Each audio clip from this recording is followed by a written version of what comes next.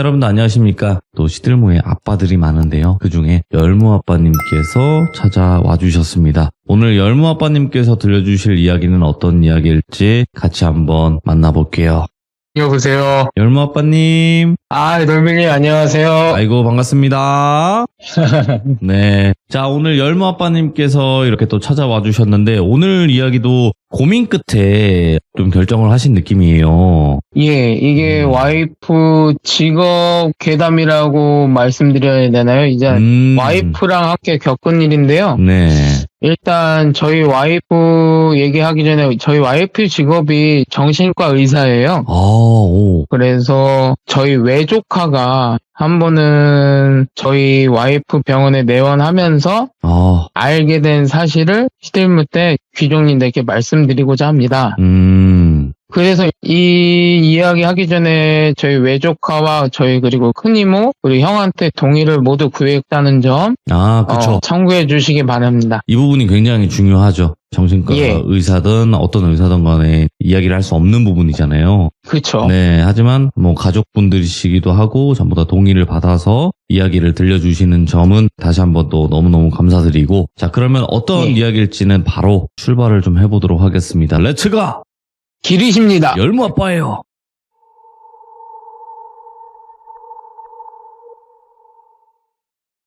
작년 겨울에 있었던 일인데요. 어느 날 저희 큰이모한테 전화가 왔어요. 저희 외조카를 혜지라고 칭할게요. 혜지가 집에서 이상행동을 보인다. 혼잣말도 자주 하고 그 다음에 자꾸 자다가 깨서 알몸으로 막 온 집안을 돌아다닌대요. 어이구야, 예. 혜지 나이가 그때 당시에 18살이었거든요. 고2죠. 엄청 어리지도 않네, 예. 예, 고2예요. 그래서 저희 와이프가 정신과 의사라는 걸 큰이모가 아시기 때문에 저희한테 전화가 오셔서 혜지를 데리고 와이프 병원에 내원을 했는데요. 큰이모가 홈캠으로 찍어둔 영상이 있더라고요.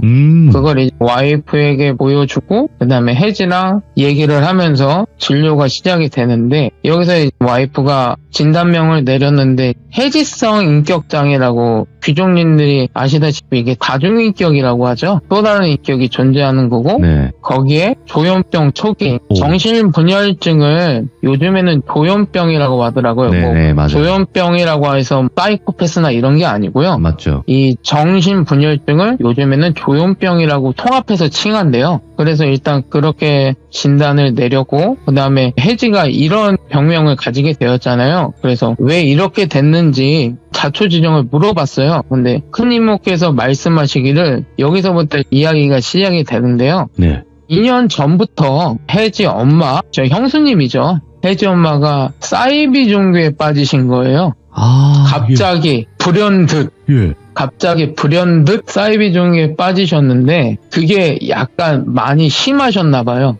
큰이모가 보기에도 이건 아닌데 혜지도 못 만나게 하고 사이비 종교에 빠지셔서 여기서부터 혜지가 지옥이 시작된 거예요. 왜냐면 혜지의 엄마가 강제로 혜지를 사이비 종교에 데리고 다니면서 이상한 행동을 시키는 거예요, 혜지한테. 예를 들어서 혜지가 저희 와이프한테 말한 건데요. 혜지의 시점에서 말씀을 드릴게요. 첫 번째, 엄마가 집에서 하얀색 원피스 있잖아요. 다른 옷도 못 입게 해요. 그리고 속옷까지 못 입는 것까지 정해준대요. 그리고 밥을 안 주고요. 이상한 가루, 그러니까 혜지가 자기가 봤을 때는 쌀가루도 아니고 미숫가루 이런 것도 아니고 그러니까 이상한 가루래요. 그거랑 영생수라는 물만 먹였대요. 삼시세끼를. 그때 병원에 내원할 때 혜지 모습을 보니까 빼짝 말랐더라고요. 완전 못 먹은 사람들처럼 이렇게 막 빼짝 말라갖고, 아무튼 그렇게 먹이고, 그리고 하루 종일 학교도 못 가게 했대요. 고2인데 학교도 못 가게 하고 친구도 못 만나게 하고 세상과 단절을 시킨 거죠. 그래서 하루 종일 일어나서 잠잘 때까지 그 사이비 종교에 있는 교리라고 하죠. 거기에 교리가 있을 거지 않습니까? 이게 사이비 종교니까. 그것만 가리키면서 집에서도 못 나가게 하고 아무것도 못 하게 하고 그냥 강제로 교육만 시키고 하다 보니까 혜지가 한 번은 엄마한테 반항을 했나 봐요. 왜 그러냐고, 난 이런 거 하기 싫고 학교도 가고 싶고 막지 말라고. 근데 이 시점에서 혜지 엄마가 사이비 종교에 연락을 한 거예요. 애가 사탄에 들렸다. 그러자마자 사이비 종교의 교주와 그 성도들이 와서 여기서부터가 최악인데요. 혜지의 옷을 강제로 타이를 시킨 뒤 이 손바닥으로 있잖아요. 손바닥으로 온몸을 면서 기도를 했다는 거예요. 의식을 행했다는 거죠. 사탄을 나가라 내쫓는다는 이러면서 이 맨손바닥 있잖아요. 그거로 막탈을 하면서 그리고 또 화가 끝난 뒤 그 사이비 종교 시설로 강제로 데려가서 감금시키고 혜지 말로는 자기가 생각하기에 한 3일인가 4일 동안 아무것도 안 먹였대요. 그러니까 강제로 금식을 시킨 거예요. 그러고 난 뒤에 며칠 후에 혜지가 엄마랑 집을 오게 됐는데요. 그 이유가 혜지 아빠, 곧 저 외사촌 형이죠. 외사촌 형 직업이 항해사예요. 화물선 항해사여서 길면 6개월, 짧으면 2개월 이렇게 바다에 외국에 나갔다 집으로 돌아오는 날이 그 혜지가 집에 간 날인데요. 아빠가 오니까 혜지랑 엄마랑 집에 있어야 되잖아요. 그래서 그날 형이 오고 세 식구끼리 식사를 하는데 여기서 혜지가 부엌에 있는 싱크대로 가더니 여기서 끔찍한 일이 발생을 하는데요. 혜지가 거기서 칼을 뽑아들고 엄마한테 달려드는 거예요. 이때다 싶어서 막 칼을 들고 달려드는데 형이 그걸 말리면서 혜지의 눈빛을 봤는데 이거는 진심으로 사람을 죽이겠다는 눈빛 있잖아요. 진심 어린 눈빛 그리고 살기 그런 눈빛으로 엄마한테 달려드는 거예요. 그래서 형이 혜지를 말리려고 했지만 혜지의 의지가 강한지 그 빼빼마는 여자의 몸에서 나올 수 있는 힘으로 계속 엄마한테 달려드는 거예요. 혜지 엄마는 계속 막 온 집안을 도망다니면서 피하는데도 끝까지 이 사람을 죽이겠다는 의지가 강한지 계속 쫓아다니면서 칼을 들고 막 소리 지르고 근데 그거를 옆에 집에서 다 들은 거죠. 소리 지르고 하니까 혜지 엄마는 계속 살려달라고 소리치고 하니까 경찰이 출동을 한 거죠. 혜진의 집에 와서 이 상황을 듣고 이런 상황이 벌어졌으니 일단 지구대로 다 가족끼리 간 거죠. 네. 지구대에서 혜지가 경찰분들한테 진술하기를 자기가 지금까지 이 사이비 종교 학받은 거 이런 거를 다 얘기를 했고요. 이것 때문에 내가 살라고 엄마한테 칼을 들고 달려들었다. 진술을 했고 이거를 심각하게 들은 경찰관님들이 엄마랑 혜지랑 격리를 시킨 거예요. 격리를 시키고 형은 혜지를 데리고 큰이모 댁에 온 거죠. 예. 큰이모 댁에 와서 혜지를 맡기고 그 즉시 형은 혜지 엄마랑 이혼 소송을 시작하게 됐고요. 이혼 소송을 하면서 형은 큰이모 집에 와서 혜지랑 같이 지내게 되는데 그날부터 혜지가 또 혼잣말을 계속하고 그 다음에 거울을 보면서 계속 웃으면서 누구랑 대화하고 그 다음에 또 알몸으로 계속 아까 전에 제가 그 영상 말씀드렸잖아요. 그 와이프가 봤던 영상. 그것처럼 밤에는 알몸으로 온 집안을 돌아다니고 해서 와이프한테 온 거예요. 혜지가 이런 트라우마를 겪으면서 약간의 정신 이상 증세를 하다 보니까 그 주위에 아는 사람이 저밖에 없고 저희 와이프가 정신과 의사라는 걸 아니까 저희한테 전화해서 오게 되고 이런 사실을 다 듣고 저희 와이프가 말하기를 혜지가 이런 정서적 학과 그 다음에 성적 학 일단 강제로 옷을 탈의시키고 흘렸잖아요. 이거를 성적 학으로 볼 수 있대요. 이런 걸 보면서 정신분열증이나 해리성 인격장애가 발병된 것 같다. 이거는 약물 치료나 이런 거는 안 되고 입원을 시키셔서 조금씩 치료를 해야 된다. 그치. 근데 어느 부모가 하나밖에 없는 딸을 정신병원에 입원시키기 원하는 사람이 어디 있겠어요. 하나밖에 없는 딸이고 그리고 형 입장에서는 자기가 돈 번다고 바깥으로 나돌아다니면서 딸을 못 보살펴서 이런 일을 겪게 했는데 또 딸을 정신병원에 입원시키자니 이건 달갑지도 않고 하지만 와이프는 강력하게 밀어붙였어요. 이거는 무조건 외래로 와서 뭐 심리치료나 이런 걸로는 절대 안 된다. 이건 입원시켜서 추후 결과를 보면서 약물치료도 하고 여러 가지 치료를 병행해야 일상생활이 가능하다. 이런 얘기를 하고 있는데 와이프 병원 진료실 밖에서 누가 소리 지르고 난동을 피우는 소리가 들리는 거예요. 그래서 일단 나가봤더니 진짜 혜지 엄마랑 혜지 엄마 친정 식구들 있잖아요. 그러니까 혜지한테는 외가 친척이죠. 그분들이 오셔서는 혜지 데리고 가겠다고 아주 악을 쓰시는 거예요. 혜지 엄마는 자기가 그런 일을 겪어서도 혜지를 꼭 데려가야만 한다고 내가 혜지를 데려가서 치료를 해야 된다고 막 소리를 지르면서 난동을 피우는 거예요. 근데 여기서 의사가 아동학 인지할 시 무조건 경찰에 신고해야 되는 법이 있대요. 그래서 와이프는 경찰에 신고를 한 거예요. 경찰에 신고해서 아동학 의심이 된다. 그리고 이 혜지, 이 환자는 강제적으로 입원을 시켜서 입원 치료가 필요한 상태다. 그래서 그 자리에서 혜지는 강제적으로 입원을 시켰고요. 난동 피우는 분들은 일단은 와이프가 영업방해 이런 걸로 엮어서 경찰에 고소한 상태고, 그다음에 형은 아까 이혼 소송 중이었잖아요. 이혼 소송 중이었는데 혜지가 혜지 엄마, 그러니까 애 엄마로 인해서 이런 정신병을 발병하게 되었다는 걸 빌미로 양육권 법정 싸움에서 형이 이겼고요. 그 다음에 양육권을 가져와도 면접 교섭권이 생기는데 양육비를 안 받는 대신에 면접 교섭권 하지 말아라. 그러니까 한마디로 너는 혜지를 만나면 안 된다. 혜지 앞에 나타나지 마라. 그래서 이혼 소송 중에 이렇게 마무리가 되고, 그다음에 혜지는 약 2개월 동안 저희 와이프 병원에서 약물 치료와 각종 심리 치료와에서 안정이 돼서 큰이모네 지내기로 했는데, 여기서 이야기가 끝나면 참 좋은데 여기서 또 다른 일이 발생을 해요. 뭐냐면 어느 날 저희 엄마한테 큰이모가 전화를 하는 거예요. 그래서 뜬금없이 야 열마 아빠 엄마야, 야 우리 집에서 귀신이 보인다. 갑자기 대뜸 그러셨다는 거예요. 야 귀신이 보여. 전화가 오셨다고 해서, 그래서 저희 어머니가 언니 무슨 말이냐고, 대뜸 무슨 귀신 같은 소리를 하냐고 그랬더니 새벽에 물을 먹으러 부엌에 나왔는데 혜지방에서 침대 위에서 깡총깡총 뛰면은 침대 스프링이 눌리는 소리 있잖아요. 그 소리가 들려서 혜지방 문을 열었는데 혜지가 침대에 누워있는데 혜지 배 위에 어떤 여자가 미친 듯이 껑충껑충 뛰고 있었다는 거예요. 미친 듯이 껑충껑충 뛰고 있는데 혜지는 누워서 그냥 잠을 자고 있고, 근데 가관인 게 큰이모가 그 여자 귀신 얼굴을 봤대요. 얼굴을 봤는데 오른쪽 얼굴은 불에 녹아내리듯이 얼굴이 약간 오른쪽은 녹아내렸고, 그 다음에 눈과 입에서는 쌀알 같은 게 계속 떨어지면서 배 위에서 껑충껑충 뛰고 있다는 거예요. 그걸 봤대요. 그래서 부랴부랴 그 다음날 저희 어머니한테 전화가 온 거예요. 왜냐면 어차피 큰이모는 저희 아버지가 무슨 일을 하시는지 아시니까. 그래서 일단은 어머니가 그 소리 듣고 저한테 전화가 왔어요.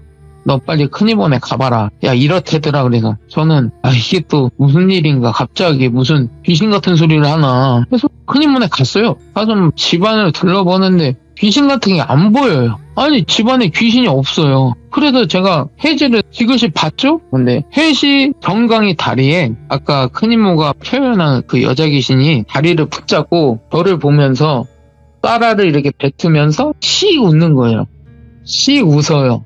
요거다. 그래서 혜지랑 큰이모를 데리고 바로 본가로 데리고 갔죠. 이게 큰일이니까 뭐 일반 잡기나 이런 거는 뭐 제가 어떻게든 떨쳐낼 수는 있는데, 이거는 뭐 기운으로 느끼기에는 제가 약간 버거워요. 감당하기 힘들 정도예요. 그냥 이런 귀신은 일반적인 귀신이 아니잖아요. 아니 눈과 입에서 쌀알을 내뿜고 있다? 그리고 얼굴이 녹아내리고 나를 보면 씩 웃는다. 웬만한 잡기는 저를 보거나 이러면 없어지거나 그러거든요. 근데 저를 보고 웃고 혜지 다리를 붙잡으면서 안 떨어지려고 하고 하다 보니까 이게 너무 급하게 생각을 해서 본가에 갔죠. 본가에 가서 저희 아버지께 자초진영을 처음부터 다 얘기했어요. 정신병원에 입원했던 것부터, 그리고 이렇게 치료받고 나오고, 그 다음에 혜지 엄마가 이런 사이비종에 빠져서 혜지가 이런 고초를 겪었고, 근데 갑자기 큰이모가 집에서 귀신이 나온다고 하길래 집에 가보니 귀신은 없고 혜지 다리에 서 있다. 간략하게 설명을 했어요. 근데 아버지가 혜지 다리는 안 보시고 갑자기 혜지를 이렇게 방으로 불러요. 불러서 혜지를 바라보시면서 말씀을 하시더라고요. 뭐라고 말씀하시냐면, 아가 괜찮아. 이 하레비가 너 괴롭히는 거 혼내줄 테니까 괜찮아. 근데 이 하레비랑 약속 하나만 하자. 우리 아가 스스로 죽겠다는 마음은 절대 먹지 마라. 그거 아니야. 이런 일은 네가 잘못해서 일어난 일이 아니고 어른들이 잘못해서 일어난 일이니까, 아가 하레비가 지금 네 다리 위에 있는 거 저거 못된 거 있잖아? 떼줄게. 혼내줄게. 그러니 제발 스스로 죽는다는 생각은 절대 하지 마라. 이 말씀을 하시면서 혜지를 꽉 안아주시는데, 거기서부터 혜지가 통곡을 하는 거야. 통곡을 하다 울다가 지쳐서 기절을 하게 돼. 울다가 얼마나 울었는지 기절한 혜지를 조용히 눕히고 혜지가 깨어나기 전에 조심스럽게 이게 다리에 붙어있는 영가, 귀신을 아버지가 신당 가서 나무 인형을 갖고 오시더라고요. 나무 인형을 갖고 오셔서 혜리 다위에 놓으시고 그다음에 방울을 흔드시면서 그 영가를 불러내고 다위는 영가를 나무 인형에 옮겨 두신 다음에 조용히 그 나무 인형을 가지고 마당으로 나가셨어요. 그 다음에 그날 밤에 자그마하게 제사상을 차린 후에 집에 혜지가 있으니까 놀랄까봐 조심스럽게 이제는 방울을 흔드시면서 뭔가 구판을 벌리듯이 조그맣게 막 방울을 흔드시면서 뭐라고 하시는데 저게 무슨 말인지 모르겠고 하면서 나무 인형에 불을 붙이려고 했어요. 근데 불이 안 붙어요. 나무가 불이 안 붙는 거예요. 아무리 제가 그때 지퍼라이터 기름을 아버지께 드렸거든요. 나무 인형에 불이 안 붙이니까 기름을 부었어요, 거기에다가. 그래서 불을 붙이려고 계속 시도를 했는데 제가 옆에서 서포터를 했죠. 제가 불을 붙이려고 라이터를 갖다 대도 불이 안 붙어요. 그냥 연기만 나는 거예요, 연기만. 하는 건 아니고 연기만 나. 계속 그렇게 하고 있는데 제 귀 속에서 애성이라고 하죠. 소리 지르는 괴성, 절규하듯이. 그 다음에 쌍욕이 들리는 거예요, 갑자기. 근데 아버지도 그걸 들으시나 봐요. 그러더니 다시 방울을 흔드시고 계속 뭐라 주문을 외우듯이 막 하시고 그거를 해뜰 때까지 했어요. 그런데 그때까지 불이 안 붙어요. 계속 연기만 나. 근데 어느 순간에 아버지가 신장칼을 드시더니 그 나무 인형을 툭툭 치시는 거예요. 그러고 난 다음에 열무 아빠야 불 붙여봐 그랬더니 불을 붙였는데 불이 붙는 거예요. 거기서부터. 한순간이더라고요. 그 나무 인형이 약간 컸는데 이게 타는 게 순식간에 타더라고요. 타고 나무째를 모아서 아버지가 항아리에 봉인을 하시고 조심스럽게 신당에 갖고 가서 처리를 하시고 혜지가 아침에 일어났어요. 일어나서 혜지한테 아버지가 아가 괜찮아? 그랬더니 괜찮다고. 그래 너도 봤지 않냐? 너 다리 위에 뭐가 보이니? 그러니까 안 보여요. 할아버지가 약속 지켰다. 너도 약속 지켜야 돼. 하고 혜지는 큰이모랑 집에 가게 되고요. 그 이후로는 귀신 같은 것도 안 보이고 혜지도 일상생활을 하면서 혜지 엄마 때문에 학교를 못 갔다고 그랬잖아요. 그래서 일단 집에서 검정고시 치러서 고등학교 졸업증 땄고 지금은 그 큰이모의 딸, 그러니까 혜지의 고모죠. 제 친척 동생이고 몽골에서 사업을 하고 있어요. 그래서 이번에 겨울쯤에 혜지랑 혜지 아빠 저희 사촌 형은 몽골로 떠나려고 준비 중입니다. 뭐 이렇게 약간 해피엔딩 아닌 해피엔딩으로 이 이야기는 끝나고요. 이 이야기를 얘기할 때 저희 와이프가 하는 말이 정신적으로 아프면은 무당을 찾아가거나 혹은 그런 종교를 찾아가잖아요. 그러기보다는 모든 빙의 증상 아닌 빙의 증상, 예를 들어서 혼잣말 아니면 허공에다가 대화를 한다거나 이상 행동, 이게 빙의 현상보다는 정신의학적으로 문제가 있는 경우가 많거든요. 그래서 그런데 찾아가기보다는 의사한테 찾아가는 게 나을 수도 있다. 이런 말을 덧붙이더라고요. 옆에서 와이프가. 저도 항상 말씀드리는 거는 어떤 일들이 발생을 하잖아요, 열무아빠님. 그쵸. 이런 영적인 문제가 있을 수 있는데 무조건 일단은 전문의를 찾아가서 상담과 치료를 받아도 안 될 경우에는 넘어가는 방법을 말씀을 드리거든요. 그쵸. 애초에 처음부터 가버리면 그거는 좀 아닌 것 같고. 맞죠. 그래서 이게 이렇게 되다 보면 골든타임을 넘길 수도 있다고 하더라고요, 와이프가. 그럴 수 치료 있죠. 시기를 늦어서 아무리 입원 치료, 약물 치료를 해도 일상생활을 할 수가 없대요. 그래서 이런 골든타임을 놓치면 안 된다고. 저희 집안도 무당 집안이지만 아이러니하게 와이프가 이 말을 하더라고요. 이런 데를 찾아가기보다는 병원을 찾아오는 게 맞다. 순서상 그게 맞다고 저도 봐요. 의학적인 걸로 안 됐을 시에는 무속적인 어떤 도움을 받을 수 있는 그런 방법으로 가던가 아니면 종교를 의지하던가 이런 쪽으로 가야지, 안 그러면 좀 순서가 뒤바뀌었을 때 문제도 발생을 하니까. 그쵸. 오늘 열무아빠님께서 또 가족 이야기이기 때문에 고민을 굉장히 많이 하셨을 거라고 생각을 하는데 오늘도 이런 사례를 들려주셔서 다시 한번 너무너무 감사드립니다. 고맙습니다, 열무아빠님. 예, 고맙습니다. 감사합니다. 자, 이번 이야기는 시청자 열무아빠님께서 찾아오셨습니다. 오늘 열무아빠님께서 들려주실 이야기 어떤 이야기일지 함께 만나보도록 할게요. 여보세요. 열무아빠님. 돌비님 안녕하세요. 아이고, 바쁘신 와중에도 이렇게 와주셔서 감사합니다. 아닙니다. 지금 야간 근무 중인데 같이 근무하는 친구가 네네. 돌비님 골수 팬이에요. 예전 때부터 시들문을 들었대요. 계세요, 옆에? 그래서 옆에 있어요. 잠깐만 바꿔주시겠어요? 지금 근데 저희 무전기로 뭐 하고 있어서 네네네네. 알겠습니다. 지금 그러니까 오. 이거 시참 때문에 제 일을 저 친구가 지금 하고 있거든요. 그러니까 뭐 제가 대신 해드릴 테니까 하세요. 참여하세요. 좀 이런 느낌이구나. 그리고 이게 오. 뜻하지 않게 커밍아웃을 하게 됐어요. 제가 열마 아빠라는 걸. 그 정도야 뭐 지인이신 건데 상관없겠죠. 근데 또 이게 직접 앞에서 직관하는 사람이 있으니까 또 약간의 긴장감이 없지 않아 있습니다. 알겠습니다. 자, 오늘 열마 아빠님께서 들려주실 이야기가 저는 한번 질문을 드려보고 싶었는데 이게 흉가 탐방 같은 말 그대로 흉가 동호회 활동을 하신 적이 있는 것 같아요, 보니까. 와이프가 연애 때부터 그 오컬트나 이런 공포물에 대한 관심이 무지하게 있어갖고요. 막 그 예전에 보면은 다음 카페 이런 동호회 활동을 아주 적극적으로 참여해서 저도 어쩔 수 없이 동참하게 됐습니다. 그 열마 아빠님은 보시는 분이니까 이런 데 가면 안 되고 이런 행동을 하면 안 되고 이걸 아시는데 거기를 가시는 이유가 있으세요? 그거를 이제 궁금해하실 분들도 분명히 계실 것 같아요. 이야기 듣다 보면. 알면서 왜 가냐 이런 식으로. 그때 당시에 와이프가 대학생 때고 제가 군대 제대하고 일을 시작했을 때라 바빠서 이제 서로 여름 휴가를 못 갔어요. 근데 네네네. 때마침 그때 동호회 게시판에 흉가를 간다는 글이 올라와서 와이프가 여름휴가 대신에 거기 가자고 계속 졸라갖고 어쩔 수 없이 사랑하는 사람을 위해선 어쩔 수 없었다. 또 말이 좀 그렇게 되네요. 네, 그렇죠. 뭐 사랑을 막을 순 없다. 무서움도. 네, 알겠습니다. 그렇죠. 자, 그러면 바로 출발을 해보도록 하겠습니다. 렛츠가! 길이십니다. 열무 아빠예요.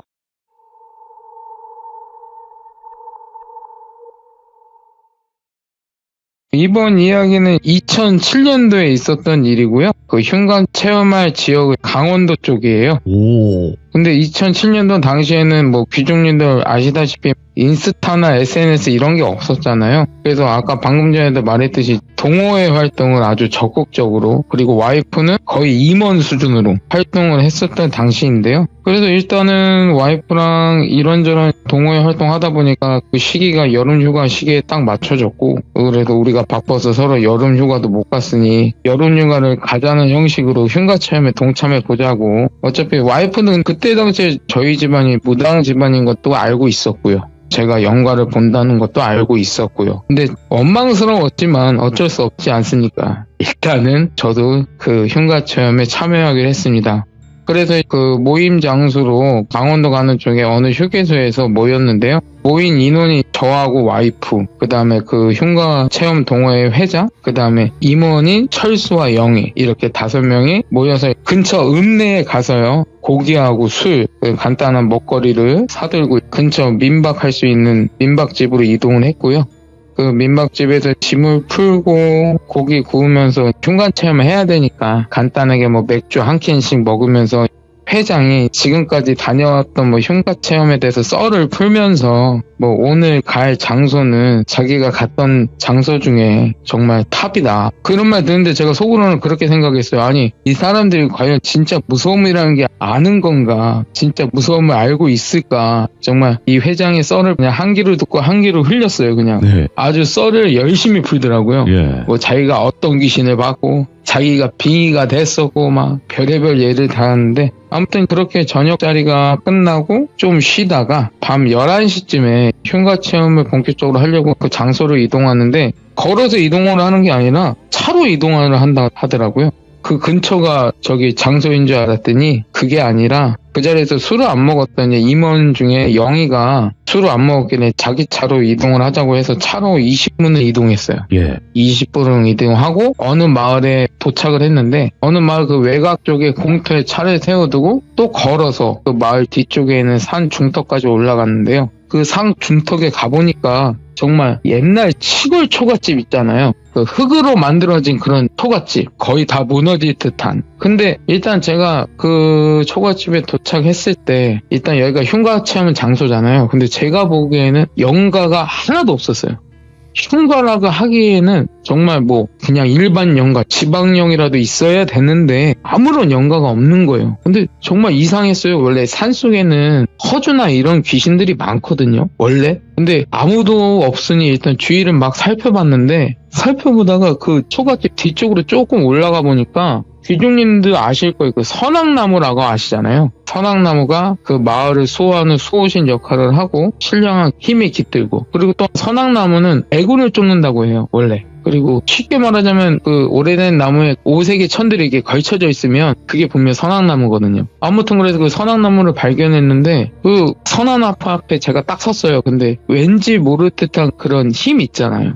거부할 수 없는 힘이라고 해야 되나? 아무튼 그런 힘이 느껴지면서 저도 선왕신이 깃들어 계시기 때문에 예를 표하고 저희들이 이렇게 산에 와서 시끄럽게 한 걸 용서해 달라고 조용히 있다가 조심히 내려가겠다고 말씀을 드린 뒤 흉관 체험을 본격적으로 시작하는데 처음에는 한 명씩 들어가고 마지막에는 5명이 다 같이 들어가기로 했어요. 네. 첫 타자는 회장, 두 번째는 임원인 철수, 그 다음에 저, 그리고 와이프, 그 다음에 마지막에 영희. 이렇게 한 명씩 다 들어갔다 나오면서 막 너무 무섭다고. 그리고 거기서 회장은 또 이 말하는 게 약간 사기꾼스러운 듯한 말도 있잖아요. 뭔가 허황되게 나오면서 나 이상한 기분이 들었다, 막 한기가 들었다, 뭐 저쪽에 귀신 있는 거 아느냐 막 이러면서 했는데 제가 속으로는 아니 이쪽에 귀신이 없는데 무슨 귀신 신 하나 까먹는 소리 하는지. 아무튼 그래서 한 명씩 흉가 체험을 끝냈고 마지막에 5명이 다 들어가기로 했어요. 다 들어가서 그때 당시에는 2007년도에는 휴대폰이 사진 찍는 기능이 별로 안 좋았잖아요. 그래서 그때 유명했던 게 디지털 카메라 디카. 그 철수가 디카를 갖고 왔더라고요. 그 흉가 안에서 사진 찍고 막 서로 부위하면서 사진 찍고. 근데 갑자기 회장이 분위기를 잡으면서 같이 따라온 그 동호회 임원인 영희가, 원래 영희 어머니가 무당이시고 영희도 약간의 신기가 있어서 귀신을 본대요. 근데 제가 봤을 때 영희는 그런 게 전혀 없었거든요. 만약에 정말로 신기가 있었다면 저도 약간은 느꼈을 텐데 제가 본 영희는 그냥 일반인이었어요. 근데 아무튼 회장이 그렇게 썰을 풀면서 분위기를 잡으면서 이제 이 집안에 있는 귀신을 불러보겠다고 영희가 갑자기 가방에서 초 2개를 켜고 그 다음에 집 인형 있잖아요. 집인으로 만든 인형. 거기에 부적을 붙이고 다시 양손에 향을 피우면서 휘파람을 부는 거예요. 근데 휘파람을 불면서 귀신을 불러보겠다고 막 돌아다니는데 네. 갑자기 영희가 누구랑 대화를 하고 있는 거예요. 내가 분명히 귀신이 없는 걸 봤는데 얘는 도대체 누구랑 대화를 하는 걸까? 그러다가 갑자기 신들린 듯한 연기 있잖아요. 막 접신한 듯한 그런 연기를 영희가 하는 거예요. 난 속으로 그냥 이게 무슨 또 회장과 이렇게 모의를 해서 우리를 겁주려고 하는 거구나 뭐 이렇게 생각을 했어요. 그래서 그냥 어디까지 가보나 지켜봤거든요. 막 신들린 연기를 하고 내가 어디서 죽었고 영희가 막 이상한 소리를 하고 그리고 끝났어요. 끝났는데 갑자기 회장이 그 부적 붙은 치신형 있잖아요. 네. 그거를 들고 아까 제가 봤던 선악나무 쪽으로 가는 거예요. 그래서 도대체 왜 저기를 갈까? 왜 저기를 가지 하는데 갑자기 회장이 그 지신형 붙들고 선악나무 앞에서 우리들한테 야 이게 무당나무라고. 이 무당나무니까 아까 그 지신형 있잖아요. 어디서 갖고 온지 모르겠잖아요. 못이랑 망치를 꺼내더니 그 선악나무 앞에 그 지신형을 딱 박는 거예요. 순간 제가 이게 이러면 안 된다는 생각을 하면서도 몸이 반응을 못하는 거예요. 이걸 말려야 되는데 생각만 하는 그런 시츄에이션 있잖아요. 분명히 말려야 되는데 근데 갑자기 말릴 틈도 없이 이 회장이 라이터 있잖아요. 지니까 라이터로 불 붙이니까 금방 불 붙더라고요. 불을 확 붙이는 거예요. 와 끝났다 속으로. 진짜 제가 그때는 야 이러면 안 됐는데 하는데 갑자기 제가 모신 신령님께서 갑자기 화를 내시는 거예요. 어이구. 야 너 빨리 무릎 꿇고 용서 빌어라. 예. 너 안 그러면 너 죽는다. 막 극단적으로 경고를 하시는 거예요. 그래서 일단은 그렇게 그 짓거리가 마무리가 되고 철수와 영희하고 회장은 다시 흉가로 들어갔고 그 틈에 제가 와이프한테 그랬어요. 너 진짜 묻지도 따지지도 말고 지금 무릎 꿇고 진심을 다해서 용서를 구해라. 지금 우리가 이렇게 벌였던 짓에 대해 용서해달라고 진심으로 용서를 구해라 하면서 저희 둘 다 무릎을 딱 꿇었는데요. 제 귀에서 그 호통치는 소리가 들리면서 가위 늘리듯이 몸이 굳어지는 거예요. 굳어지면서 제 눈앞에 하얀색 도포라고 하죠. 하얀색 도포를 입으신 할아버지가 나타나시는데 저희를 빤히 쳐다보시는 거예요. 예. 그냥 아무 이유 없이 빤히 쳐다보는데 그 순간 막 숨이 막히는 거예요. 온몸이 굳어지면서 막 숨이 막히고 공황장애 오듯이 갑자기 숨 막혀지는 거 있잖아요. 그랬듯이 숨이 막혀지는데 제 신령님이 나오시더니 선한신께 부탁을 하시는 거죠. 이 어리석은 것들 아무것도 모르고 했다. 그리고 얘들이 한 게 아니지 않느냐. 자기를 봐서 한 번만 용서해달라. 그러더니 그때 선왕씨께서 알았다. 내가 너 봐서 지금은 보내주겠다. 용서해주겠다가 아니라 지금은 보내주겠다 라고 말씀하시고 사라지셨어요. 그리고 나서는 저는 와이프 손 붙잡고 일행들 뒤로 한 채로 차 세워진 공터로 갔죠. 가고 있는데 뒤에서 비명소리가 막 들린 거예요. 막 서로 소리 지르는 비명소리. 그래서 와이프를 차 세우는 공터에 데려다 주고 와이프 보고 여기 있으라고 그러고 저 혼자 올라갔죠. 올라갔는데 제 눈앞에 펼쳐진 광경이 정말 가관이었어요. 회장은 눈에 초점이 없는 상태로 선악나무 앞에 머리에서 피나듯이 계속 박고 있고요. 박으면서 영희를 쓱 쳐다보는데 씩 웃더라고요. 영희를 보고 씩 웃어요. 그 다음에 영희의 머리채를 붙잡고 그대로 같이 머리를 서로 박고 있는 거예요. 계속. 근데 이 광경을 보면 철수는 비명만 계속 지르는 거예요. 막 서로 둘이 뜯어내려고 말리는데 힘이 얼마나 센지 안 되는 거예요. 그래서 저는 회장을 막 뜯어 말리고 철수는 영희를 뜯어 말리고 그런데 제 눈앞에 갑자기 아까 전에 봤던 선왕신께서 나오시더니 철수와 영희를 손으로 가리키시는 거예요. 이렇게 가리키시고 사라지시더라고요. 그러고 난 뒤 회장은 초점 없는 눈이 정신이 돌아오면서 정신이 들었고 영희는 뜻하지 않게 머리를 계속 박으면서 머리를 다쳤잖아요. 회장도 다쳤고. 그래서 일단 저는 회장을 들쳐왔고 철수는 영희를 들쳐왔고 차가 세워진 공터로 같이 내려왔어요. 내려왔는데 와이프가 그 광경을 봤잖아요. 갑자기 119에 신고를 하더라고요. 왜냐하면 회장과 영희 머리 상처가 약간 깊더라고요. 피가 안 멈춰요. 차 안에 있는 티슈를 꺼내서 이렇게 닦아내도 차 안에 있는 수건 갖다 머리를 이렇게 대도 피가 계속 나니까 일단 와이프는 119에 신고를 하고 영희하고 회장을 차에 앉혀놨어요. 앉혀놓고 119 구조대 오기만을 기다리는데 여기서 정말 영희가 갑자기 저희를 보고 씩 웃더니 자기 스스로 머리로 차 유리창 있잖아요. 원래 유리창은 잘 안 깨지거든요. 스스로 머리로 차 유리창이 딱 깨는 거예요. 깨졌어요. 머리를 박더니 차 유리창이 깨지고 그러더니 회장을 쓱 또 봐요. 회장을 보면서 씩 웃더니 회장 머리를 붙잡고 그대로 유리창에 딱 회장 머리를 박으면서 유리창이 또 깨지더라고요. 서로 다 머리를 유리창을 깬 거죠. 이제 난리가 난 거예요. 예. 그전에도 나무에 머리를 부딪히고 상처를 입었는데 심지어 차 유리에다가 머리를 박아갖고 유리창을 깨갖고 머리 상처가 더 심해진 거죠. 근데 때마침 다행히도 119 구조대가 왔어요. 와서 구급대원 분들이 회장과 영희 상태를 보고 긴급하게 이송을 했고 병원으로 응급실에 도착을 했는데 이게 약간의 찢어진 듯한 상처가 아닌 것 같았어요. 그래서 둘 다 응급수술에 들어갔어요. 둘 다. 약간 머리를 크게 다쳤나 봐요. 그래서 그 수술 들어간 두 사람을 기다리고 있는데 근데 갑자기 경찰관들이 저희한테 오시는 거예요. 그래서 무슨 영문인가 했더니 병원 측에서 응급실에서 이게 폭행 사건인 줄 알고 이게 폭행 사건이 일어나면 의무적으로 경찰에 신고를 해야 된다고 하더라고요. 그래서 저희 셋 다 신고를 한 거죠. 이건 무조건 폭행 사건이다. 그래서 그 경찰분들이 지구대까지 같이 가자고 해서 지구대 가서 지금까지 있었던 일 있잖아요. 진술을 했어요. 뭐 우리가 어느 흉가 동호회 사람들인데 오늘 흉가 동호회 흉가 체험하러 왔다. 그래서 이런 일이 벌어졌다. 우리와는 무관한 일이다. 이 상황에서 폭행도 일어나진 않았고 저 두 사람이 스스로 한 거라. 근데 스스로 했다 하기에는 상처가 너무 깊잖아요. 그리고 그 경찰관들이 믿지도 않을 것이며 스스로 머리를 박고 스스로 머리로 차 유리창을 깼다는 게 경찰관들이 믿지도 않을 거고 해서 계속 진술이 이어져 가는데 진술이 이어갈 때쯤에 연락받은 회장 아버님 어머님하고 그 다음에 영희 어머님만 그 지구대에 오셨어요. 오셔서는 안동을 부리시는 거죠. 아니 왜 그딴 데를 가서 이 사단이 일어나느냐.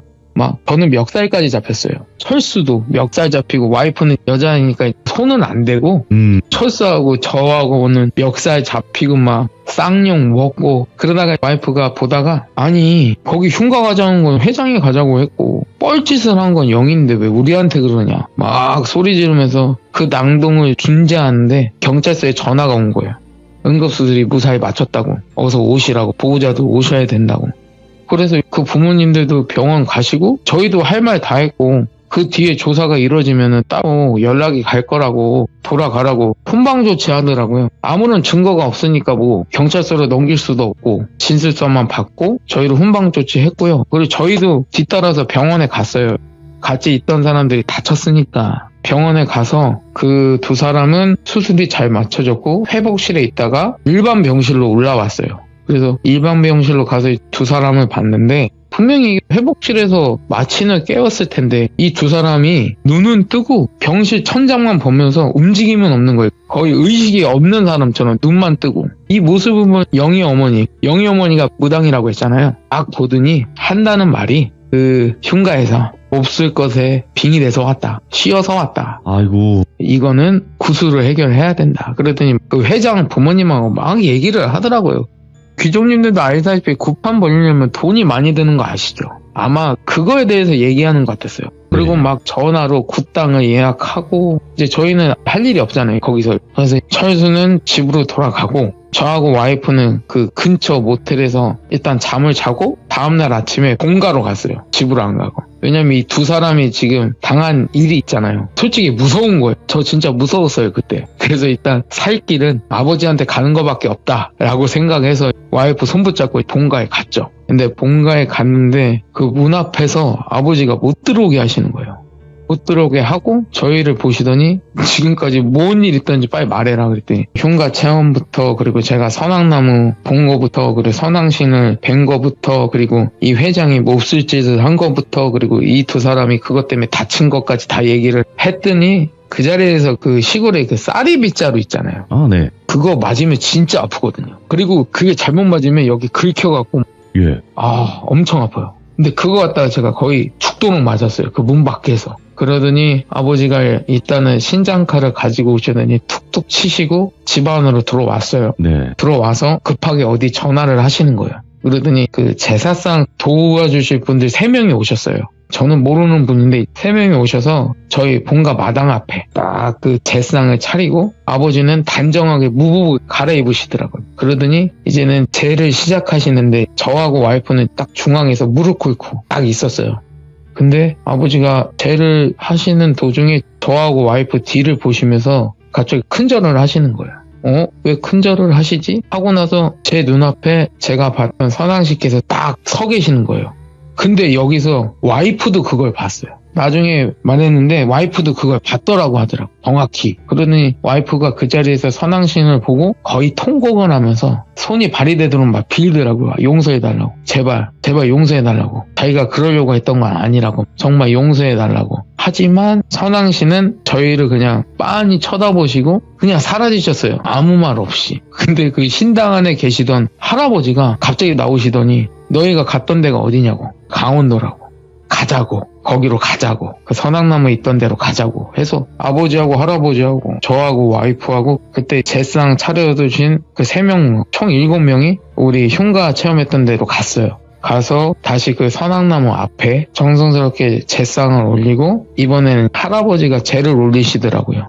그게 1시간, 2시간, 3시간 될 때쯤 갑자기 할아버지가 큰절을 하시는 거예요. 그래서 큰절을 해서 제가 제 앞을 보니까 선왕나무까지 이렇게 선왕신께서 딱 서 계시더라고요. 네. 근데 또 똑같이 뻔히 저희를 쳐다보세요. 저하고 와이프를. 그래서 할아버지가 선왕신께 이 어리석은 것들 한 번만 자비를 베풀어서 용서해달라고. 정말 용서해 주시면 다시는 이러지 않겠다고. 저희를 봐서라도 이 정성을 봐서라도 한 번만 자비를 베풀어 달라고. 아무 말 없이 쳐다보시던 선왕신께서 저희에게 좋다. 이 정성을 봐서 너하고 너는 그러니까 저하고 와이프죠. 너하고 너는 용서해주겠다. 다시는 이 근처에 오지 말라 하시고는 호련히 사라지시고 예. 그때 저하고 와이프는 용서를 받은 거죠. 가슴을 쓰다듬으면서 진정하면서 다시 한번 큰절을 선왕신께 올리고 저희는 그 산에서 내려왔어요. 네. 내려오고 며칠 뒤에 철수한테 연락이 온 거예요. 그 동호회 임원이었던 철수한테 연락이 와서는 그 영희의 어머니가 무당이라고 했잖아요. 그 영희 어머니가 군 날짜를 잡았다고. 그 흉가 체험했던 사람들 다 와야 된다고. 그 어쩌겠냐고 저한테 묻더라고요. 그래서 일단 알겠다고 하고 전화를 끊고 와이프한테는 너는 여기 있어라. 나 혼자 갔다 오겠다. 그래서 일단 며칠 뒤에 철수랑 만나서 그 굿당에 갔어요. 굿당에 가서 영희 어머니를 만났는데 영희 어머니가 저희를 보시고는 무릎 꿇고 대기를 하래요. 내가 무릎 꿇을 일이 없는데? 그래서 저는 저는 그냥 굿판 구경하러 온 거지 아무것도 없다고. 저 신경 쓰지 말고 굿 진행하셔라 말했더니 이 싸가지 없는 놈이 어디 신령님들 앞에서 싸가지 없는 행동을 하냐고. 어서 신령님께 와서 무릎 꿇고 예를 표하라고. 제가 그때 보기에는 신령님이라고 불릴만한 존재가 없었거든요. 그 굿당에는. 제가 보기에는 주관적인 입장으로선 제 눈에는 그런 게 보이지 않았어요. 근데 누구한테 예를 표하라고 하는 건지 참 난감하더라고요. 난감하기보다는 하찮아 보였어요. 영희 어머님의 행동이. 근데 제가 계속 무릎 꿇고 막 예를 표하지 않으니까 그 옆에 굿당에 굿판 도와주시는 분들 있잖아요. 그중에 남성분들도 몇 명 있었어요. 그분들한테 눈짓으로 저를 강제로라도 무릎 꿇리라고 신호를 주는 것 같았었는데 제가 그때도 피지컬이 약간 좋았거든요. 얼굴도 험악하게 생기고. 그러니까 그분들도 저를 막 험하게 대하지는 못하더라고요. 그래서 그냥 저는 무릎 꿇지도 않고 그냥 서서 당당히 굿판을 진행되는 걸 보고 있었거든요. 근데 제 눈앞에 펼쳐진 광경이 이게 무슨 굿판인지 몰랐어요. 그냥 일단 회장하고 그 영희 있잖아요. 그 두 사람한테 그 이불만한 부적 있잖아요. 엄청 큰 부적. 그거를 덮고 그 위에 쌀을 붓는 거예요. 막 쌀을 붓고 그리고 그 영희 어머니는 춤을 추고 신장칼인지 뭔지는 모르겠지만 어떤 칼을 들면서 막 춤을 추면서 굿을 진행하는데 갑자기 왔다고. 이 몹쓸 게 왔다고. 근데 제 눈앞엔 보이진 않았어요. 아무것도 없었어요. 근데 갑자기 그렇게 말하더니 닭피 가져오라고. 그러니 그 굿판 도와주시던 분들이 어디서 작을 잡았는지 정말 시뻘건 닭피 있잖아요. 그거를 갖고 오더니 영희 어머니가 그 닭피를 그 회장하고 자기 딸한테 막 뿌리는 거예요. 어이구, 예. 뿌리면서 막 쌍욕을 해야 되는 거예요. 여기가 어딘데 뭐라고 막 쌍욕을 하고 너 죽고 싶냐고 막 쌍욕을 하면서 닭피를 뿌린 뒤 그 부적 있잖아요. 그 덮었던 부적을 굿당 마당에 나와서 불을 태우려고 이제 딱 하시는데 불을 태우는데 그 영희 어머니가 입고 있던 무복 있잖아요. 갑자기 무복에 불이 옮겨 붙는 거예요. 순식간에 어찌할 도리도 없이 불이 순식간에 붙는데 옆에 계시던 분들이 막 불 끄려고 물도 뿌리고 그리고 어디서 갖고 왔는지 모르겠지만 그 소화기 있잖아요. 소화기도 갖고 와서 소화기도 뿌리고 했는데 그게 약 10분 동안 그러니까 소방대원 분들이 오시기 전까지 막 불에 탔어요. 아무리 물을 뿌리건 소화기를 뿌리건 불이 안 꺼지는 거예요. 그러더니 일단은 소방대원분들이 오셔서 간신히 화재는 진압을 했는데 예. 이게 영희 어머님께서 불에 탄 채로 10분 동안 있으셨잖아요. 그러면 사람이 엄청나게 화상을 입었을 거잖아요. 그럼요. 정말 위독한 상태로 구급차에 실려 가셨고 그 굿당 안에 있던 회장과 영희 있잖아요. 덩그러니 있었잖아요. 근데 갑자기 영희 어머니가 구급차에 실려간 뒤에 바로 굿당을 뛰쳐나왔어요. 막 맨발로. 실성하는 사람들이 막 웃으면서 뛰쳐나와갖고 굿당 앞쪽에 보면 도로가 있었거든요. 도로로 막 달려갔어요. 무당낸당 하다가 차에 치여갖고 그 회장하고 영희는 그 자리에서 안타깝게 즉사를 하게 됐고요. 그다음에 병원에 이송됐던 우리 영희 어머님도 그 상태가 많이 위독하셨어요. 근데 병원에 이송된 뒤로 거기서 화상에 의한 심정지로 인해서 안타깝게 생을 마감하게 되셨어요. 근데 이거 보면서 따지고 보면 이 흉가 체험 때 참여했던 회장과 영희 말고 저희 셋은 무사했잖아요. 네.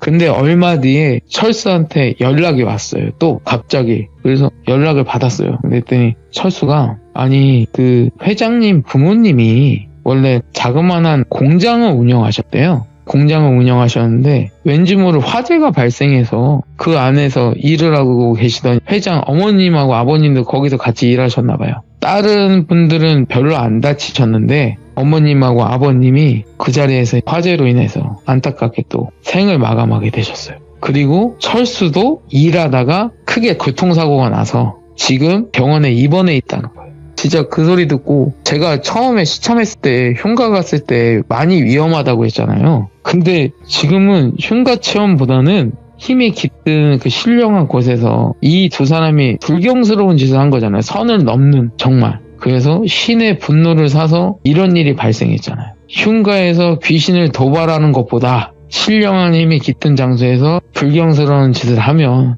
야 정말 이런 불상사가 생기는구나. 이때 정말 깨달았어요. 와, 비극적인 결말이죠. 결말 자체도 지금.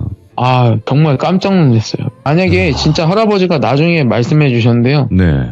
우리가 거기 강원도까지 가서 그 죄를 안 올렸다면 너희는 며칠 안 돼서 너희도 저 사람들이랑 똑같은 운명이었을 거라고. 그리고 우리들도 똑같은 운명을 맞았을 거라고. 너희뿐만이 아니라. 그렇게 말하시는데 등골이 오싹하더라고요. 와. 그러니까 우리가 그냥 하는 행동들일 수도 있지만 그냥 뭐 장난으로 아니면 있어 보이려고 하는 행동일 수도 있지만 그게 어떤 화를 불러올지 모르는 거예요. 맞아요. 그게 중요한 포인트예요. 그게. 예, 맞아요. 오늘 열무 아빠님의 이야기를 듣고도 또 그러신 분들이 있다면 그건 진짜 문제가 있다고 봅니다. 진짜 문제가 있습니다. 그건 절대 제발 안 가시는 게 제일 베스트. 안 가는 게 맞아요. 제가 봤을 때. 안 가는 게 맞는데 분명히 가시는 분들이 있을 거예요. 저번 시점 때도 말했듯이 도발하거나 그 흉가 있는 물건 만지지 마시고 또 추가해서 그런 나무가 보인다. 그냥 도망치세요. 오늘 그래도 열무 아빠님께서 이렇게 마지막에 또 말씀까지 해주셔서 다시 한번 감사드리고 오늘 흉가 이야기도 너무나 잘 들었습니다. 감사합니다. 예, 감사합니다. 네. 최대한 안 가는 걸 저희 방송에서는 가장 많이 추천을 드리고요. 가더라도 진짜 그냥 뭐 도발 자체가 없이 그냥 예의 지켜가면서 그냥 한번 쑥 둘러보고 나올게요 정도로만 끝내면 되는데 꼭 여기서 어떤 일들이 발생을 하는 건 조금 더 오버해서 어떤 행동들을 했을 때 문제가 확실히 일어나는 것 같습니다. 그러니까 여러분들도 항상 조심하시고 웬만하면 가시지 않는 걸 추천드립니다. 감사합니다.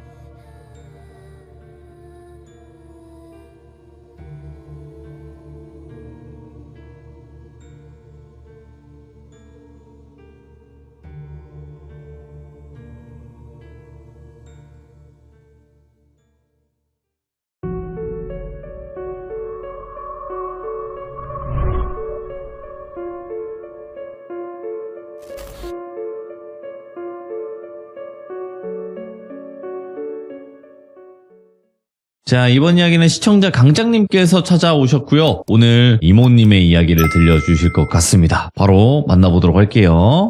강장님. 예, 반갑습니다. 안녕하세요. 아이고, 우리 강장님이 그 남자다운 목소리가 강력하게 들립니다. 네, 감사합니다.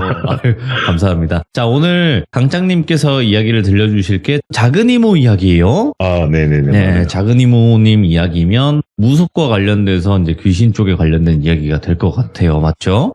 그렇죠. 네, 알겠습니다. 그럼 바로 출발을 해보도록 하겠습니다. 렛츠가! 길이십니다. 강장이죠.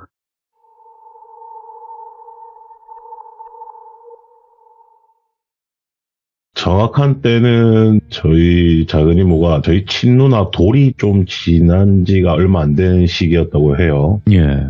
그때 저희 큰 이모는 대구에 정착을 하셨고, 그리고 저희 외삼촌께서는 울산에서 정착을 하셨고, 그리고 저희 작은 이모께서는 저희 엄마랑 손을 잡고 제주도로 내려갑니다. 그래서 제주도 살이를 시작하게 됩니다. 저희 작은 이모하고 어머니하고. 근데 제주도로 또 내려가는 이유는 돌비님도 아시다시피 저희 외가 쪽 집안 대대로 신줄이 타고났잖아요. 그래서 저희 큰 이모는 안 받고 저희 외삼촌은 아예 영향을 안 받았고, 그 다음에 저희 엄마하고 작은 이모가 좀 크게 그 신줄을 많이 타고나셨는데, 제주도에 간 이유는 돌비님도 아시겠지만 무당은 크게 두 가지 종류가 있습니다. 예. 그중 하나는 강신무라고 해서 외부에 있던 신이 내려온 거고, 그 다음에 세순무라고 해서 집안 대대로 내려오는 신줄의 신이 있습니다.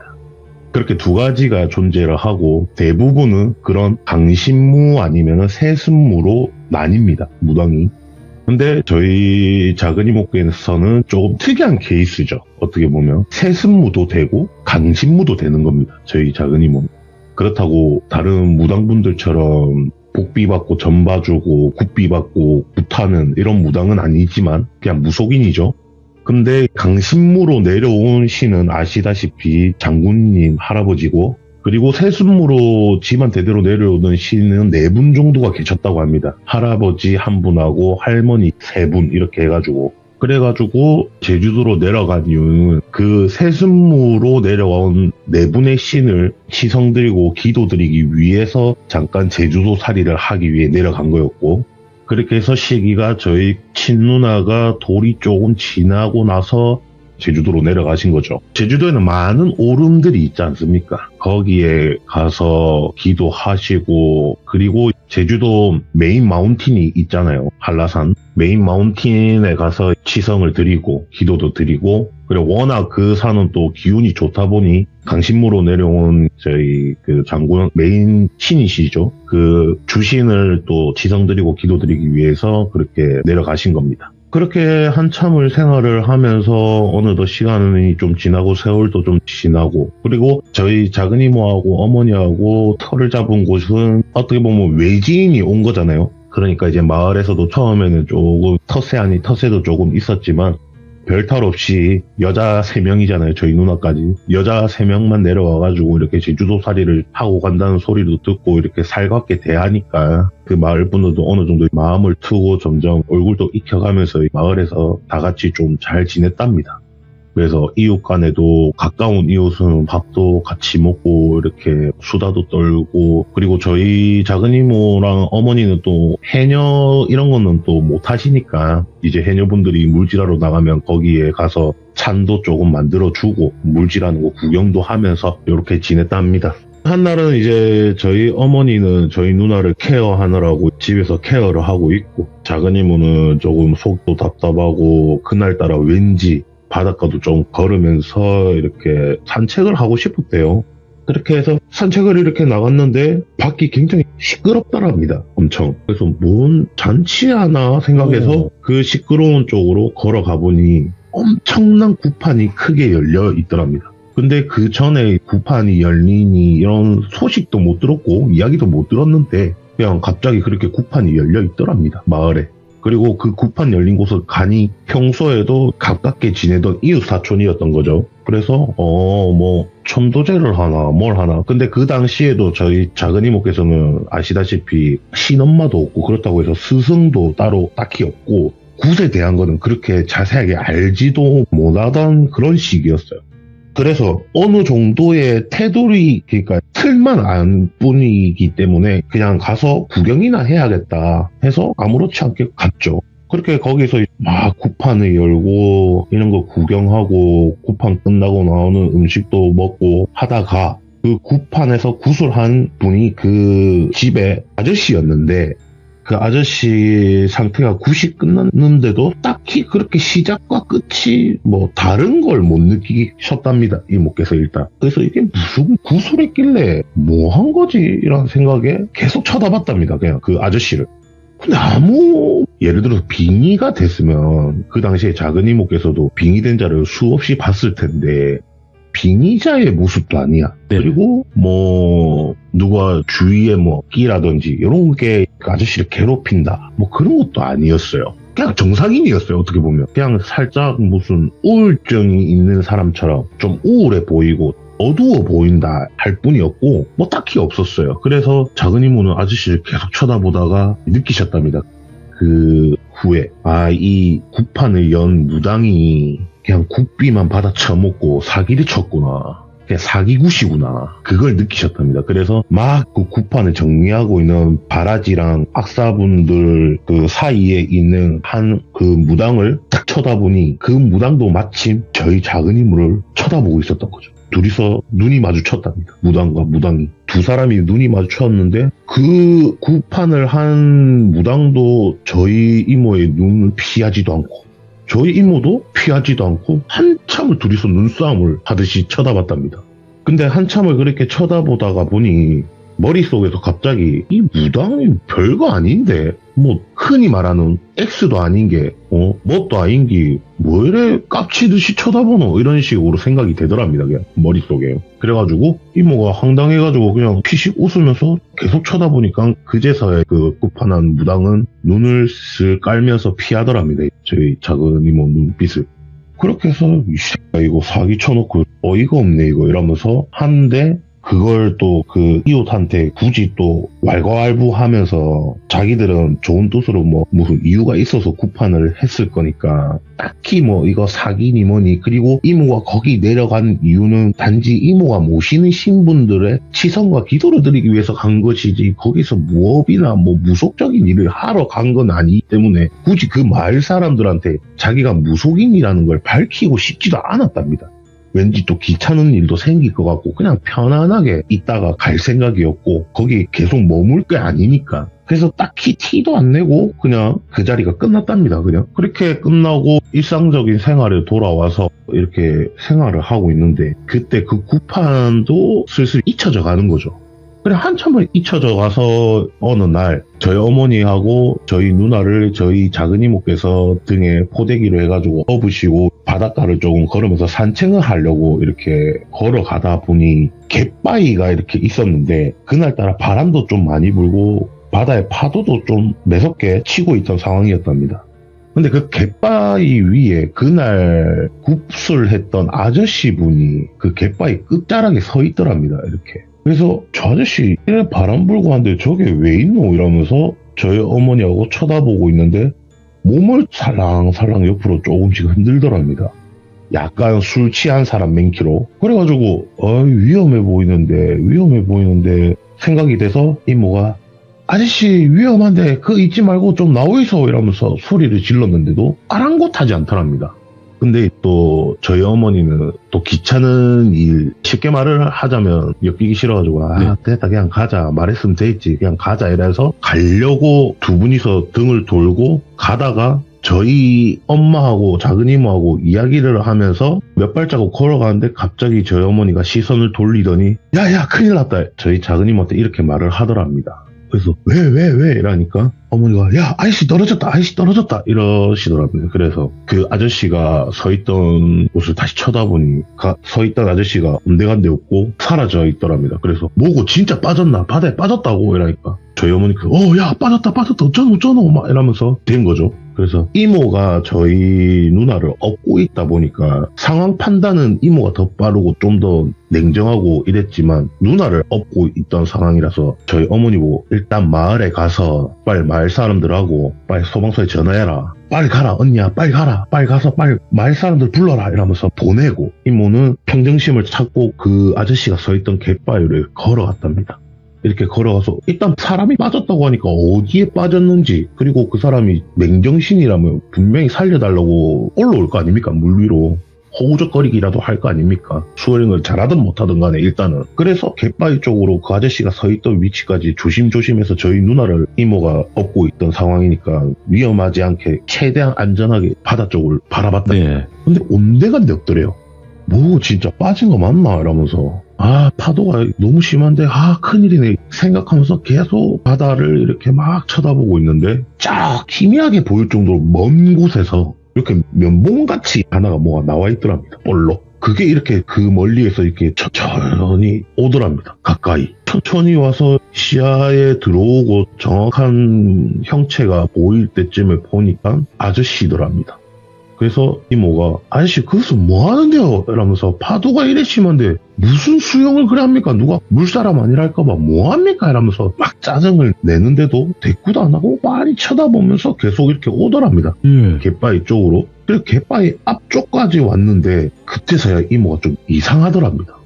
왜 뭐가 이상하냐 물어보니 사람이 헤엄쳐서 오는 거면 뒤에 발을 첨벙거리거나 몸도 보여야 정상 아니냐. 맞지? 수영을 하려면 일단 일자로 엎드리도 눕든 일단 몸은 보이지? 근데 야 이모가 말했잖아. 면봉 대가리 같은 것만 나와 있었다니까. 얼굴만 있었다니까 이러더라고. 그래가지고 맞네 이상하네 이랬죠. 그러니까 이모가 그래 그게 가까이 왔어. 머리만 떠서 온 거지, 물에서. 근데 이모가 말하지 않았냐. 파도가 치고 있었다고. 매섭게 치고 있었다고. 근데 아무런 흔들림도 없이 꼿꼿하게 왔다 이러더라고요. 그래서 그럼 귀신이가 이라니까. 모르지. 근데 가까이 왔대요. 이렇게. 그게 갯바위 앞쪽까지 왔대요. 앞쪽까지 와서 고개를 들고 저희 작은 이모를 쳐다보면서 웃더랍니다. 아저씨가. 그 순간 알겠더래요. 아, 이 새끼가 아저씨 아니구나. 귀신 새끼구나. 이러면서 생각을 했답니다.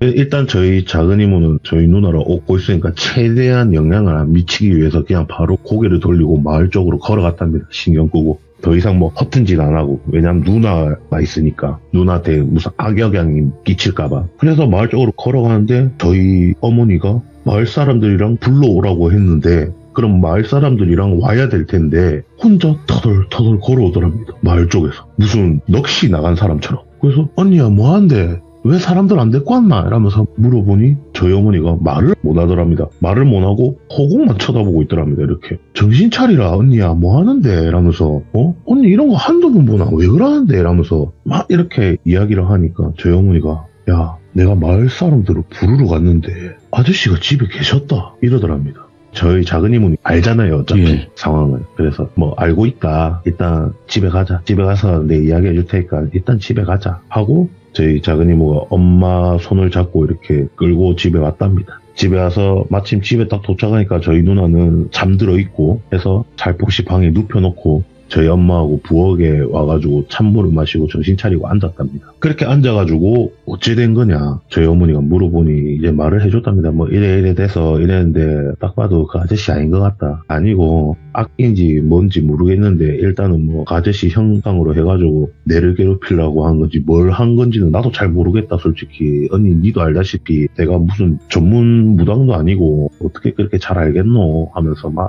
이렇게 이야기를 했답니다.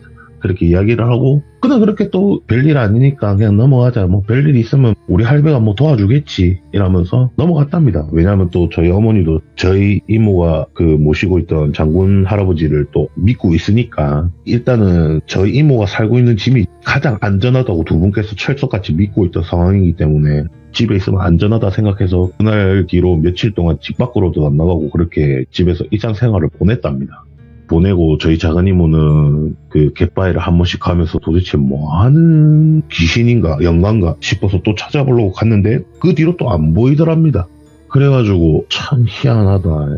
이렇게 내 앞에 대차게 와가지고 실실 쳐오고 가는 귀신은 또 처음 보네 이러면서 이모는 그때 그런 애는 또 처음 본 거죠. 그렇게 생각을 하고 또 일상생활을 하고 있는데 동네가 훤한 대낮이었는데 갑자기 마을이 너무 시끄럽더랍니다. 막 사람들 소리 지르는 소리 들리고 막 싸우는 것 같은 소리 들리고 물건이 깨지는 소리가 들리고 큰 소리가 막 나더랍니다. 그래가지고 엄마는 일단 누나 때문에 나갈 수는 없고 해서 엄마가 저희 작은 이모를 등 떠밀어가지고 이모가 나가본 거죠. 나가보니까 아니나 다를까 구판했던 집에서 난리가 났더랍니다.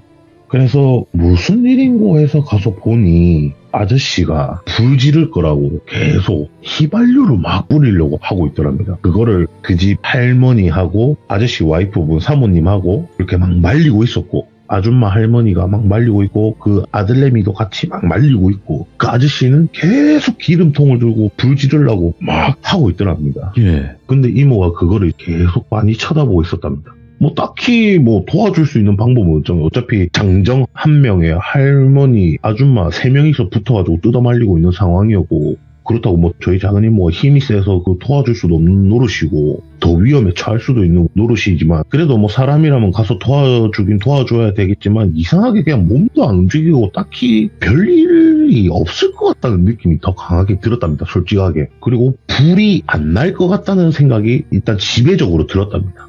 그래서 그냥 빤히 쳐다보고 있었대요. 이렇게 서가지고 빤히 쳐다보고 있으니까 아줌마하고 할매하고 야야 와서 좀 도와줘라 이러면서 막 제주도 방언으로 이야기를 하는데 정확히 뭐라 했는지 기억도 안 나고 일단 제주도 말로 해서 그냥 막 하는데도 그냥 아랑곳하지 않고 이모는 그냥 많이 쳐다봤답니다. 계속 아저씨를. 근데 어느 정도 쳐다보고 있으니까 그 아저씨가 갑자기 움직이던 몸을 멈추고 고개를 돌려서 저희 작은 이모 쳐다보면서 웃더랍니다.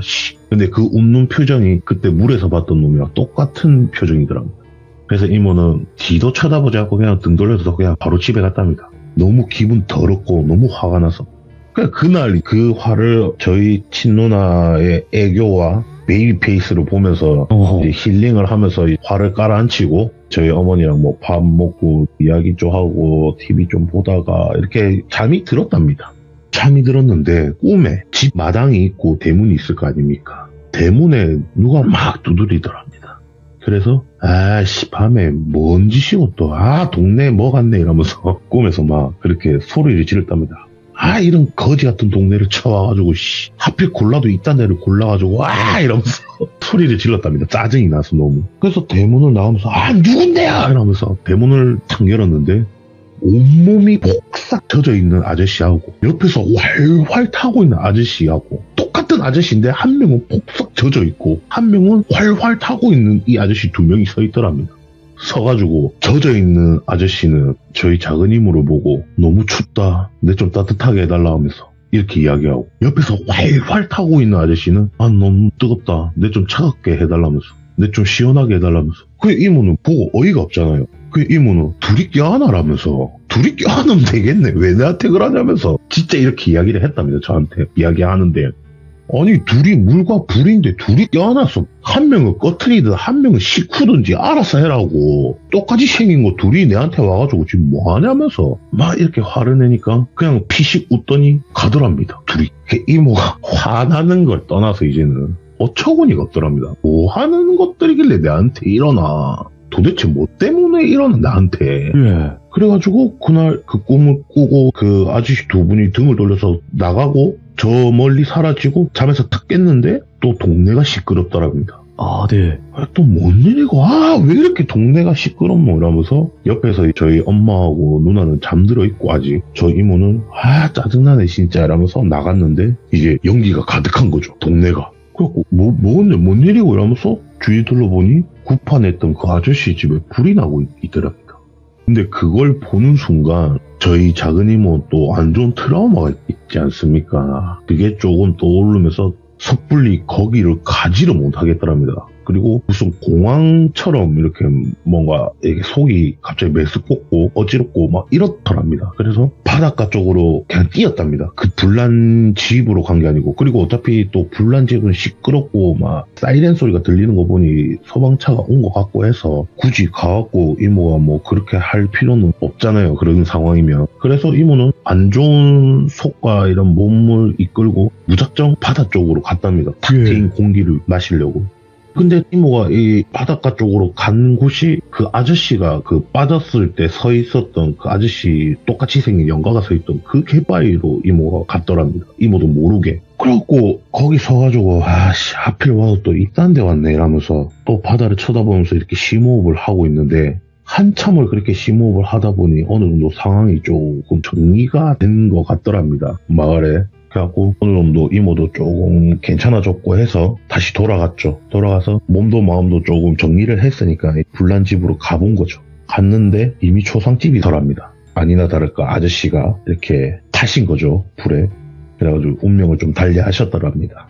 그렇게 해가지고 어쩔 수 없이 초상집이 된 거죠. 그리고 그 시절에는 또 지금처럼 장례식장에서 이렇게 장례를 치르기보다는 또 그런 마을에서 장례를 치르잖아요, 집에서. 근데 집은 이미 불탔고 이래서 어쩔 수 없이 그 근처에 있는 친척 집에서 이렇게 장을 치르게 됐답니다. 그래서 그 장 치르는 장례식 집을 가가지고 저희 엄마는 누나 때문에 못 가니까 그냥 작은 이모만 가신 거죠. 갔는데 그때 구판했던 그 사기꾼 무당이 왔더랍니다. 와가지고 탁 앉아갖고 고기하며 밥하며 이렇게 처먹고 있더랍니다, 그 무당이. 근데 이모가 그 무당을 딱 보자마자 갑자기 화가 너무 끓어오르더랍니다, 진짜. 가자마자 그 무당이 할머니이셨거든요, 이모 말씀으로는. 근데 가자마자 이모도 왜 그랬는지 지금까지도 모르겠지만 그냥 뺨을 쳐 올렸답니다. 일단 가자마자 그냥 바로. 그러니까 이제 그 뺨 맞은 무당은 당연히 저희 이모 보고 이 미친이라면서 막 욕을 하기 시작하는 거죠. 네가 감히 내를 이러면서 막 제주도 방언을 알아들을 수도 없는 말을 하니까 이모는 더 열이 받아가지고 무슨 말인지 전혀 못 알아듣겠다면서 막 표준어를 쓰든지 이러면서 막 욕을 하면서 또 뺨을 2차례나 더 때렸답니다. 예. 더 때리고 나서 이모도 자기도 이제 왜 때렸는지 모르겠는데 일단 상황은 벌어졌으니까 거기서 이제 더 이상 굽힐 수는 없으니까 그래서 그 자리에서 소리를 질렀답니다. 야이 천하나 이러면서 어디 사기칠 게 없어가지고 구판을 사기치고 아무 이상도 없는 아저씨 그렇게 굿해가지고 니 때문에 죽은 거 아니냐면서 이모가 막 이렇게 호통을 쳤답니다. 호통을 치니까 당연히 그 상주인 그 아저씨 아들하고 아주머니 할머니하고 이제 마을 사람들하고 이제 모든 포커스가 그 무당한테 쏠리겠죠. 그렇게 쏠려서 이제 다구리 아닌 다구리를 당하고 있는 거죠. 이제 이모가 직접 안 나서도. 그렇게 다구리를 당하면서 조금씩 등 떠밀려서 이모는 그 자리에서 조금 벗어나고 조금 멀찍이 서가지고 그 다구리 까이는 무당 할매를 쳐다보고 있는데 예. 아니나 다를까 그 옆에 불덩이하고 물이 이렇게 떠 있더랍니다. 이렇게 도깨비 불처럼 불 하나 하고 물방울이 이렇게 하나가 둥둥 떠 있더랍니다. 그 할매 옆에.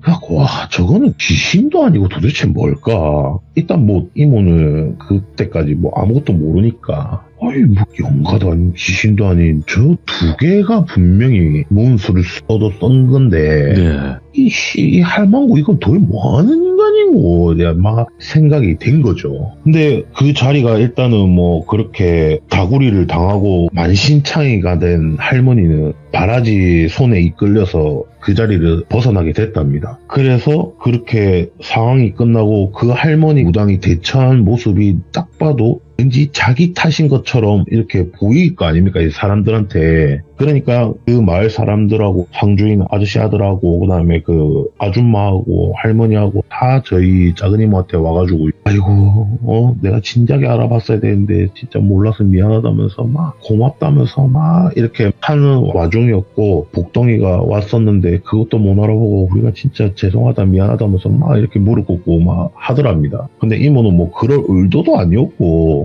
맞잖아요. 그냥 아저씨가 친하게 지냈던 이웃 사촌인 아저씨가 돌아가셨으니까 이렇게 돼가지고 온 건데 뭐 뜻하지 않게 이래 상황이 됐으니 뭐 그냥 편안하게 있다가 아저씨한테 인사드리고 가고 싶다 이렇게 이야기하고 그렇게 상황을 끝나고 집으로 돌아왔답니다. 그렇게 돌아오고 제주도살이가 끝났어요. 그 제주도살이를 한 게 한 이모 기억으로 1년 조금 더 있다가 이렇게 다시 큰 이모가 있는 대구로 왔답니다. 그렇게 대구로 와서 이제 시간이 더 많이 흘렀죠. 한 10년이란 세월이 흘렀죠.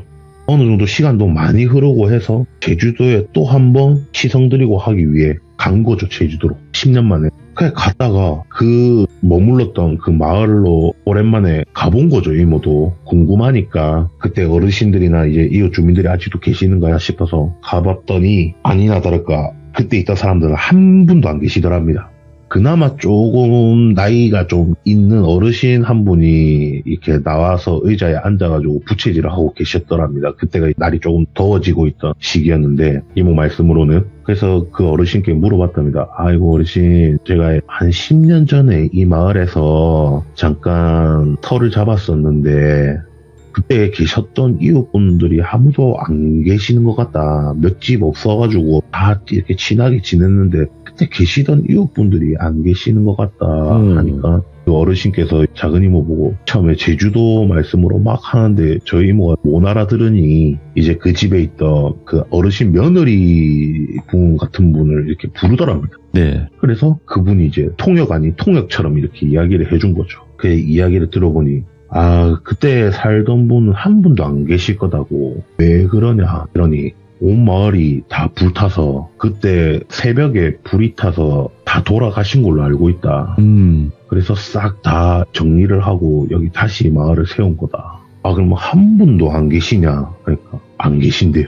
그래서 이모는 너무 비통하고 좀 슬프잖아요. 그래서 마을 돌아다니면서 그때 돌아가셨다는 분들이 혹시나 남아있거나 할까봐 네. 이렇게 좀 10년이나 세월이 지났으니까 좀 정리할 수 있는 부분은 정리하고 이렇게 좀 천도해드릴 분 있으면 천도해드리기 위해서 이렇게 돌아다녔는데 그런 분들도 한 분도 안 계시더래요. 한 분도 남아있는 분이 안 계시더랍니다. 그래가지고 희한하네. 한 번 정도는 있을 법한데 어떻게 이렇게 한 번도 안 볼 수가 있지. 분명히 그런 화재로 인해 돌아가셨으면 한이 조금은 있을 텐데 어떻게 이렇게 깨끗할 수가 있냐 이런 생각을 하면서 그때 마침 제주도에 저희 작은 이모가 알고 계신 지인 무당분이 한 분 계셨더랍니다. 네. 그래서 그렇게 좀 둘러보고 그 지인분을 만나러 간 거죠. 만나러 가서 밥을 먹고 이야기를 하다가 그때 이야기를 나와서 그때 이야기를 했답니다. 그 지인 무당분한테 이야기를 하니 이런 할망구가 있었고 그 할망구 때문에 그때 그 아저씨가 돌아가셨고 내가 이번에 10년 만에 여기 와가지고 그 마을을 들려서 이렇게 그 마을에 대한 사연을 좀 들었는데 뭐 이래 돼서 이래 됐단다. 참 희한하다. 도대체 그 할망구 뭐 하는 인간인지 모르겠는데 지금 만나도 또 뺨 한 차리 때리고 싶다. 뭐 이렇게 막 이야기를 했답니다. 그러니까 그 지인 무당분께서 이렇게 가만히 듣고 있다가 혹시 그 네가 말한 그 무당이라는 할매가 그때 당시에도 할머니긴 할머니인데 흰머리가 아니라 이렇게 머리카락 새까맣고 허리도 빳빳하게 서 있고 키도 조금 있고 등치가 조금 있는 할머니 아니었나 이런 물어보셨답니다. 근데 이모가 세월이 조금 많이 지났으니까 하다가 생각해보니까 머리가 분명히 모습은 할머니인데 머리가 시꺼먼 게 갑자기 생각이 나더랍니다. 그래서 맞다 머리가 새까맣더라. 할머니인데 주름 짜글짜글한데 머리는 희한하게 새까맣더라. 염색을 했나? 그때 염색이란 게 있었나? 이러면서 희한하네. 생각해보니까 맞네. 어떻게 하냐면서 이야기를 하니까 그 지인 무당분께서 하시는 말씀이 진짜 그 할매 참 별나다 막 이러더랍니다. 그래서 왜 그럼 뭐 하는 양반인데 이러면서 물어보니 뭐 돌비님이나 우리 시청자분들도 이 이야기를 많이 들어보시면 아시겠지만 무태에서 신을 모시는 분들보다 이 섬이나 이 물가에서 모시는 분들이 엄청 억세고 이런 거 아시죠? 알죠. 네. 네, 좀 더 뭔가 빡빡하고 좀 그렇잖아요. 그분들이. 근데 그렇다고 해서 그 할매가 정말 뭐 만신이고 영검한 그런 분은 아닌데 정말 특이한 게 수살기하고 화마기를 모시는 미친 할망구였답니다. 그래서 저주라고 말하기는 좀 그렇고 그 화마기하고 그 다음에 수살기를 살날리는 그런 미친 할망구였죠. 근데 아니나 다를까 그날 그 아저씨 구판을 열었는데 자기는 엄청난 돈을 받고 구판을 했을 거 아닙니까? 근데 구판 열었는데 먹 같은 게 일단은 자기도 무당이랍시고 눈에 보이는 게 있으니까 저희 작은 이모로 쳐다봤는데 저희 작은 이모의 만약에 장군님이 보이셨다면 그 할매한테 장군님이 보이셨으면 아마 허튼 짓을 안 했을 텐데 그 세습무로 내려오신 분들은 워낙 장군님이 세시니까 길을 못 펴시고 이렇게 그냥 계셨던 신분들이었던 거죠. 그래서 그 세습무로 내려오신 집안 신줄의 신들을 조금 치성드리고 기도드려서 조금 이렇게 어깨 좀 올려드리려고 이렇게 내려와서 기도드리려고 온 건데 아직까지 그렇게 힘이 그렇게 있지 않은 상황이다 보니까 어떻게 보면 작은 이모께서 그냥 간병인처럼 이렇게 모시던 신들이었다 보니 너무 약해 보였던 거죠. 그 할매한테. 네.